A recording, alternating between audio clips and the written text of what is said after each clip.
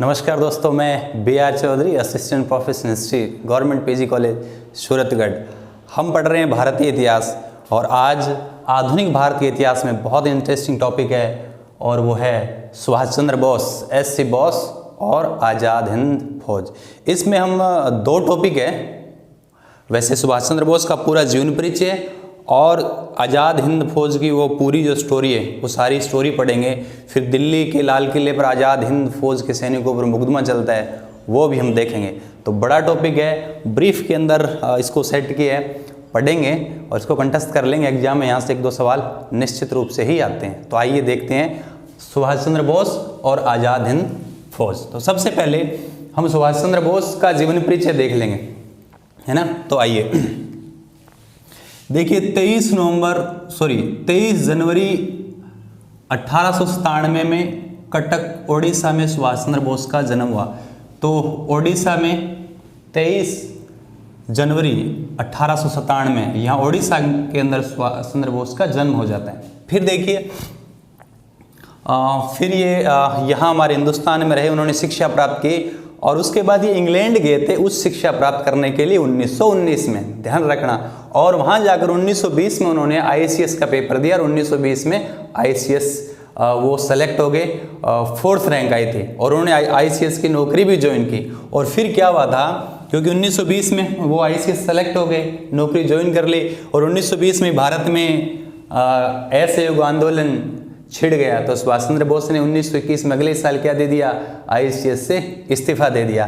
तो देखिए 1920 और 21 क्या हुआ, ICS बने 1920 में और त्यागपत्र दिया कब, 1921 में। वो इंग्लैंड से भारत आए, गांधी जी से मिले और फिर कोलकाता आए, अपने प्रांत में बंगाल में आए, कोलकाता में, और CR दास से मिले।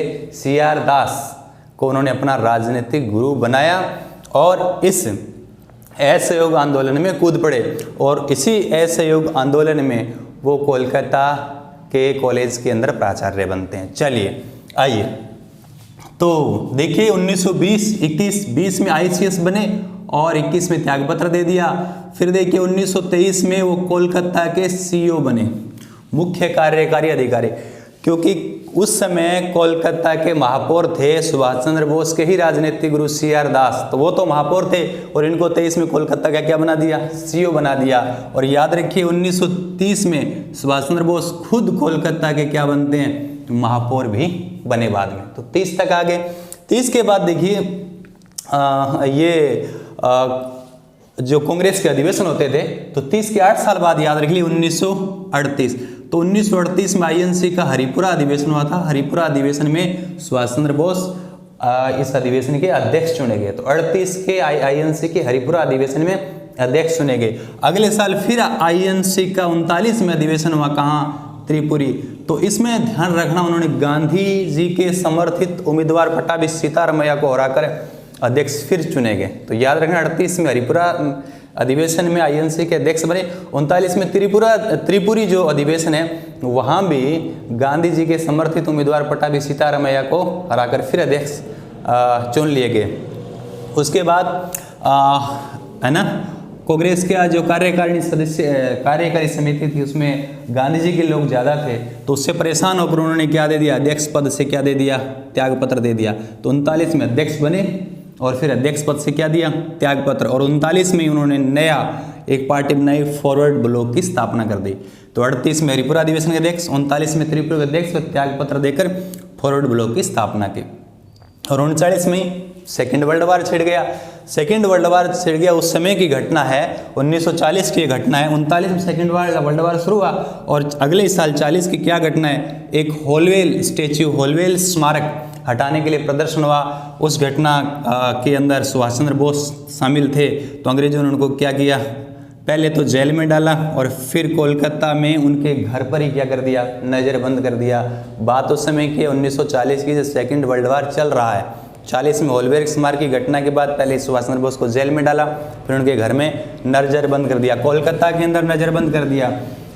अगले ही साल 1941 से वो क्या हो गए, घर से फरार हो गए। कैसे फरार हुए, घर से 1941 में फरार हुए, कहाँ पहुँचे, पेशावर पहुँचे, पेशावर से काबुल पहुँचे, काबुल से कहाँ पहुँच गए, रूस। तो 1941 में यहाँ घर से पेशावर काबुल होते हुए कहाँ रूस में पहुंच गए। तो इधर देखिए, घर से फरार हुए, पेशावर से काबुल, फिर रूस, 1941 में चले गए।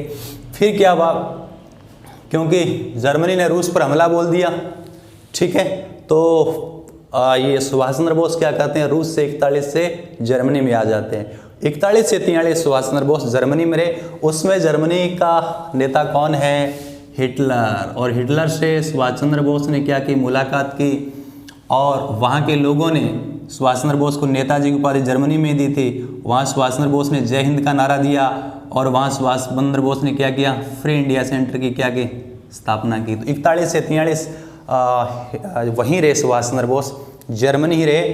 फिर सुभाष चंद्र बोस जर्मनी से इधर आए यू बोट पनडुब्बी से, यू बोट पनडुब्बी से, ये पूरे है ना समुद्री मार्ग से सुभाष चंद्र बोस कहाँ गए, जापान गए। तो 1943 में सुभाष चंद्र बोस कहाँ पहुँच जाते हैं, जर्मनी से जापान।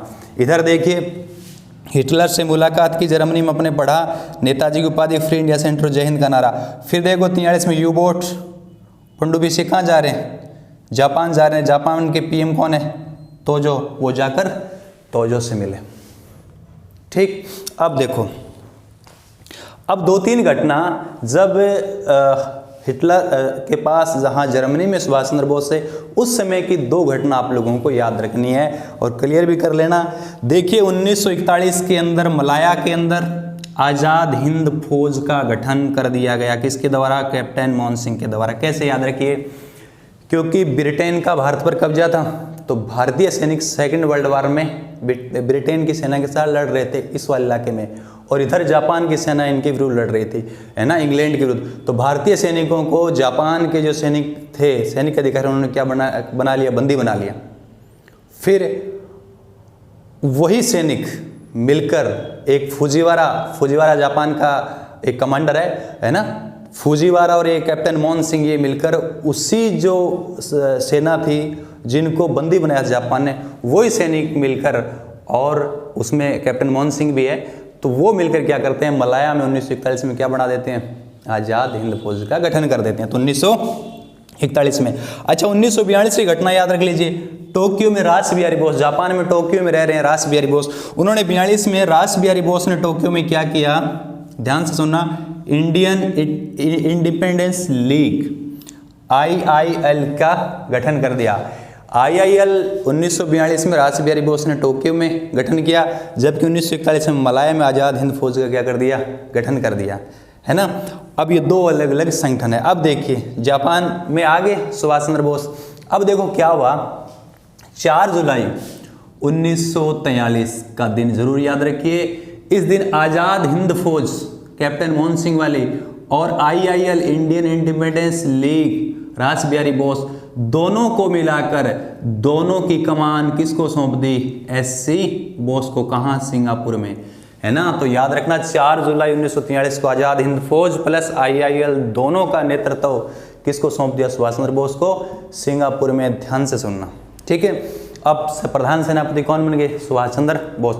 अब सुभाष चंद्र बोस इनका अगले दिन 5 जुलाई को क्या करते हैं, पूरी सेना का दोबारा पुनर्गठन करते हैं, अलग अलग डिवीजन बनाते हैं। तो दोबारा क्या किया, सिंगापुर में क्या किया, पुनर्गठन।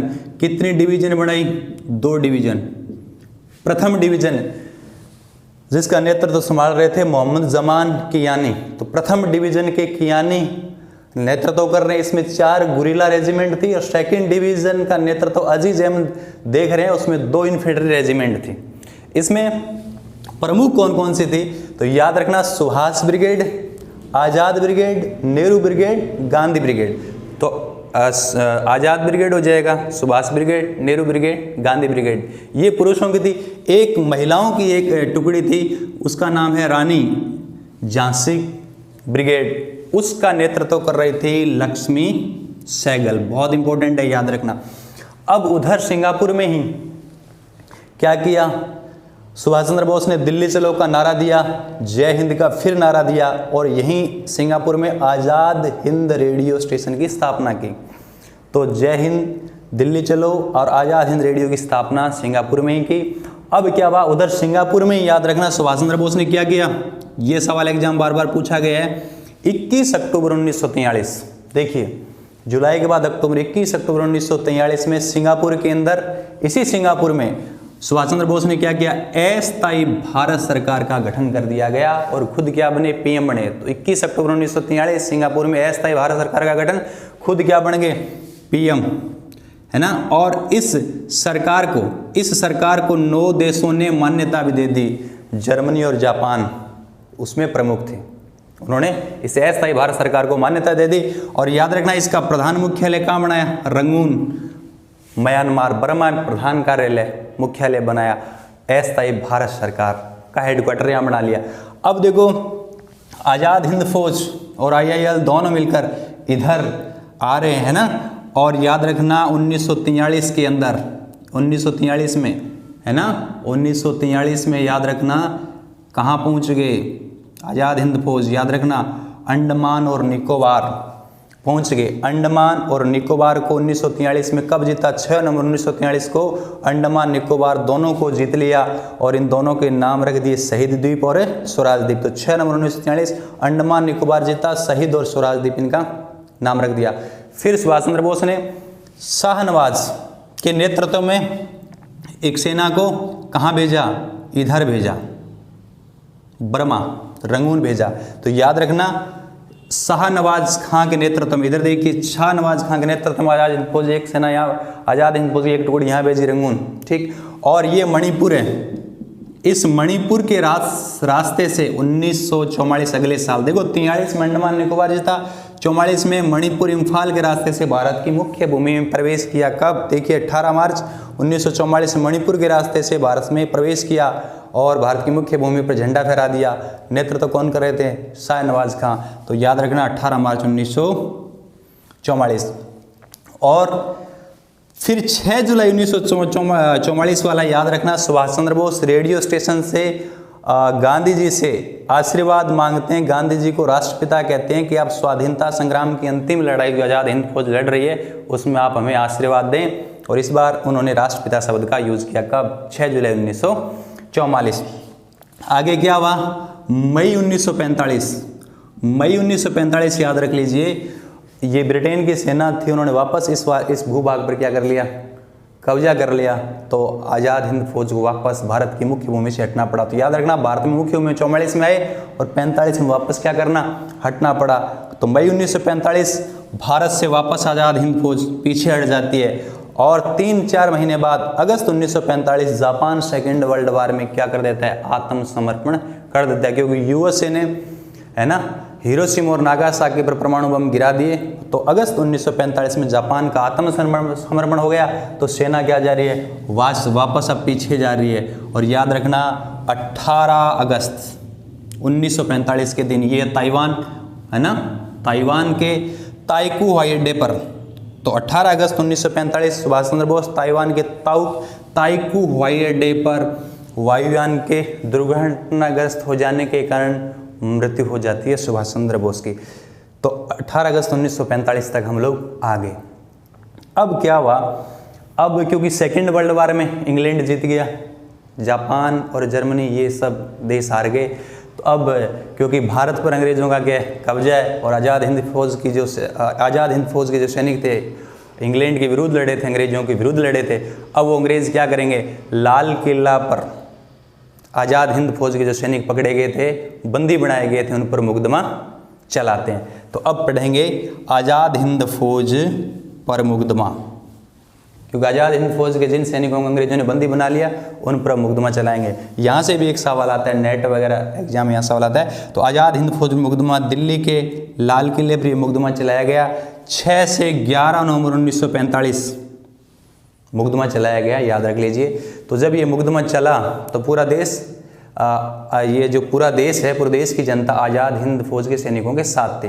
तो उस समय हमारे देश के बड़े जाने माने वकीलों की एक टीम तैयार हुई इस केस की पैरवी करने के लिए, आज़ाद हिंद फौज के सैनिकों की पैरवी करने के लिए। तो पैरवी किसने की, याद रखना भूला भाई देसाई की अध्यक्षता में वकीलों की एक टीम तैयार हुई। और कौन कौन है, आसफ अली, बख्शी टेकचंद, जवाहरलाल नेहरू, तेज बहादुर सप्रू। नेट में कई बार पूछा गया सवाल है कि आज़ाद हिंद फौज के सैनिकों पर लाल किले पर मुकदमे की पैरवी करने के लिए एक वकीलों की टीम खड़ी हुई थी। उसके अध्यक्ष कौन थे? तो भूलाभाई देसाई, याद रखना। तो 3 लोगों को फांसी की सजा हुई, इस मुकदमे में फांसी की सजा हुई। 3 लोग हैं, प्रेम सहगल, शाहनवाज खां, वही शाहनवाज खां जिसके नेतृत्व में रंगून से इम्फाल इस मार्ग से भारत की मुख्य भूमि में आज़ाद हिंद फौज ने प्रवेश किया। तो प्रेम सहगल हो गया और शाहनवाज खां हो गया और गुरुबख्श ढिल्लो हो गया। लेकिन बाद में लोगों का काफ़ी विरोध हुआ तो इनकी फांसी की सजा 3 जनवरी 1946 को क्या कर दी? माफ़ करनी पड़ी। वायसराय को विशेषाधिकार का प्रयोग करते हुए इनकी तीनों की फांसी की सजा को माफ़ करना पड़ा। अब देखिए कुछ समरणीय तथ्य है, यहाँ से थोड़ा सा देखना पड़ेगा, 1 लाइनर 2-4 सवाल हो रहा है। देखिए बोस की जीवनी है वो किस शीर्षक से? Spring tiger. और कौन लिखता है? H Toye, Hugh Toye. तो बोस की जीवनी स्प्रिंग टाइगर, एच टोए लिखता है। इसके अलावा आज़ाद हिंद फौज का झंडा था, उस झंडे में एक धाड़ता हुआ बाघ था। तो धाड़ते हुए बाघ का चित्र है, आज़ाद हिंद फौज का झंडा था ना, उसमें धाड़ता हुआ बाघ। आज़ाद हिंद फौज का गीत क्या है? इनके गीत है कि कदम कदम बढ़ाए जा, खुशी के गीत गाए जा, है ना। ये आज़ाद हिंद फौज का गीत था और इनके लेखक है राम सिंह ठाकुर और बंशीधर। आगे देखते हैं कि सुभाष चंद्र बोस ने भी एक किताब लिखी थी, इंडियन स्ट्रगल। और सुभाष चंद्र बोस का एक फेमस नारा, तुम मुझे खून दो मैं तुम्हें आज़ादी दूंगा, ये नारा उन्होंने मलेशिया में दिया। तो हमने पढ़ा सुभाष चंद्र बोस और आज़ाद हिंद फौज, और उसके बाद दिल्ली के लाल किले पर आज़ाद हिंद फौज के सैनिकों पर मुकदमा चलाया। ये पूरा टॉपिक था। उम्मीद करता हूँ कि अच्छी तरीके से ये टॉपिक आपको कंटेस्ट हो गया होगा। तो बहुत जल्द मिलते हैं नेक्स्ट वीडियो में। Thank you.